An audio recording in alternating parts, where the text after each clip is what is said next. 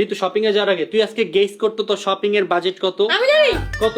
500 টাকা। 500 টাকা? হ্যাঁ। 500 টাকা দিয়ে কি পামু? আচ্ছা যাও 5000 টাকা।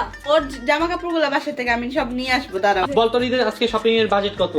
অলমোস্ট 1 লাখ তো হবেই। 1 লাখ টাকা দিয়ে তুই কি কিনবি? 1 লাখ টাকা দিয়ে কোরবানিতে একটা গরু কিনা নিস।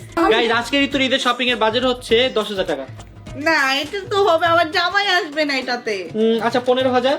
আচ্ছা, আমার কোনো টাকার অ্যামাউন্ট লাগবে না, আমি যা যা কিনতে চাই তা কিনতে দিলেই হবে। গাইস আজকে হচ্ছে ঋতু শপিং বাজেট 50,000 টাকা। তালি দাও।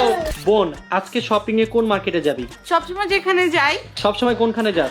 ওই যে রাস্তার সাথের মার্কেটটা না? তোমার অপমান করছে। অপমান কি? রাস্তা থেকে তো আমরা শপিং করতে পারি, আমরা হ্যাঁ। সব সময় তো করি। আমি তো শপিং করি, আমি রাস্তা থেকে কিনবো, ভ্যান গাড়ি কিনবো, তোর কি? শোন আজকে তাহলে কোন মার্কেট থেকে কিনবি? আজকে আমি গুলশান বনানী থেকে কিনবো। গুলশান বনানী? এই ব্যান গাড়ির কথা বইলা গুলশান বনানী না, গেল। যেহেতু ঈদ, ও আমি তো গুলশান বনানীর আন্টি হতেই পারি। আন্টি? সরি, আপু।